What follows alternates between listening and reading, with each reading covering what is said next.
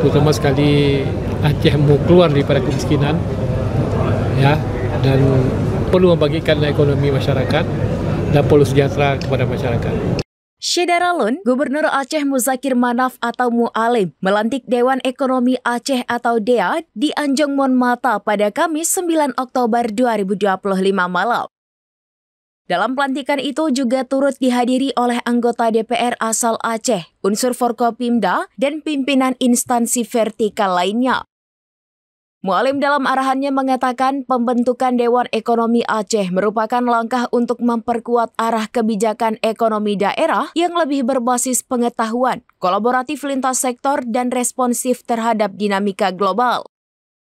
Ia berharap DEA dapat menjadi mitra pemerintah Aceh dalam merumuskan serta mengawal kebijakan ekonomi berbasis data dan kolaborasi lintas sektor. Terlebih, kata Mu'alim, potensi besar Aceh di berbagai bidang harus dimanfaatkan secara optimal untuk membuka lapangan kerja dan menekan angka kemiskinan, seperti sektor perkebunan dan pertanian. Dirinya berharap ada masukan dari DEA untuk membangkitkan perekonomian Aceh dan mengeluarkan Aceh dari status provinsi termiskin nomor 1 di Sumatera dan nomor 6 di Indonesia.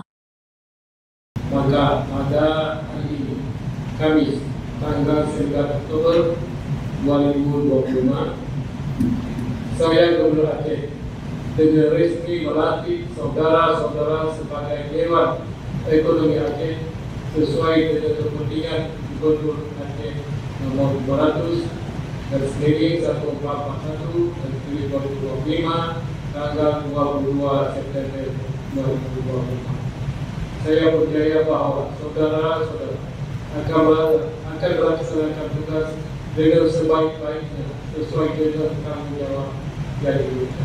Kalau sudah masuk ranah ekonomi, banyak yang kita perlu kembangkan, ya, terutama sekali Aceh mau keluar daripada kemiskinan, ya, dan perlu membagikan ekonomi masyarakat dan perlu sejahtera kepada masyarakat khususnya di Aceh. Yang pertama, kekompakan dalam mengurus ekonomi ke masa depan. Apa yang boleh kita bangkitkan, kita di Aceh punya sumber.